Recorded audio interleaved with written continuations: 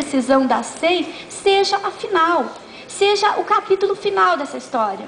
Tá? Então, nós estamos realmente, a exemplo, o próprio Dr. Idel e os demais membros, nós estamos atuando no capítulo final dessa história de vocês. E claro que é um prazer e uma honra para nós estarmos atuando de alguma forma para concretizar um direito que ele existe desde 94. Então, continuando essa situação da Telerge, a nossa preocupação foi fazer um parecer, uma fundamentação jurídica segura, que desse os balizamentos, as respostas, as dúvidas que foram suscitadas nesses últimos 15 anos e a segurança jurídica necessária para o retorno.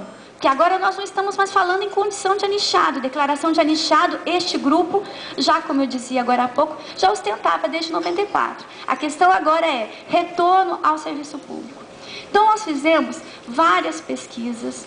Doutor Idel, inclusive, nós tivemos discussões internas de governo, reuniões com a Anatel, com a Telebrás, com o Ministério das Comunicações. Nós fizemos questão de fazer uma conversa aberta e de buscar esses subsídios para se chegar na resposta mais segura.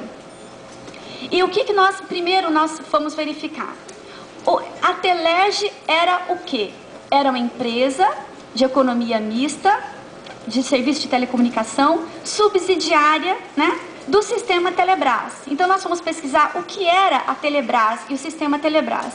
Então nós descobrimos, até vou seguir um pouco aqui da apresentação, pode seguir até a lei 5792. Então, nós temos a criação da Telebrás em 1972, que foi criada como uma empresa de economia mista vinculada ao Ministério das Comunicações. Nessa época, a competência para prestar serviço de comunicação sempre foi da União, é um serviço público, e estava entre o rol de atribuições do Ministério das Comunicações. Para exercer essa atividade, que era um monopólio da União nessa época, foi criada a Telebrás pela Lei 5792, tá? Então, finalidade precípua é planejar os serviços públicos e executar esses serviços públicos de telecomunicações por meio de subsidiários. Mas essa mesma lei, a 5792, ela deu a condição para a criação das subsidiárias. Então, foi criado ali um sistema, a Telebrás como holding, e as telefônicas, né? As 27 estaduais, salvo engano, e a Embratel de longa distância. Então, cada estado tinha sua operadora, todas elas como subsidiárias vinculadas à Telebrás, que era como controladora.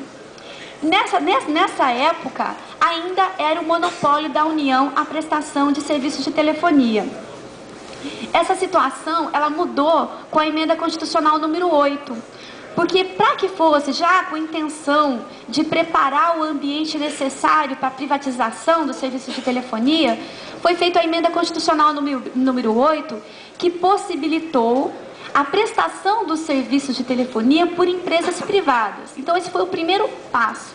E logo em seguida, nós tivemos a Lei Geral de Telecomunicações, que é a 9472 de 97, também preparando, né, para o ato posterior, que seria a privatização das telefônicas, foi a criação da Anatel. Então se criou todo o ambiente para se privatizar o serviço de telefonia. Mas eu gosto até de chamar a atenção que a partir da emenda constitucional número 8, a Lei Geral de Telecomunicações e a própria criação da Anatel, qual o efeito prático disso? O efeito prático foi a quebra do monopólio da União no serviço de telecomunicação.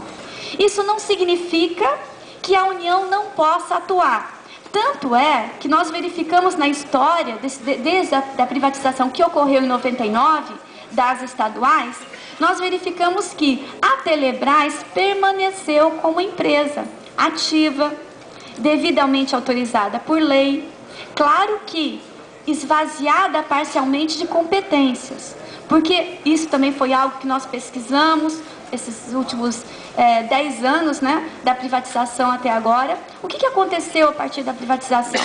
Então, nós tivemos algumas atribuições, como elaboração da política nacional de telecomunicação, que foi transferida para a Anatel.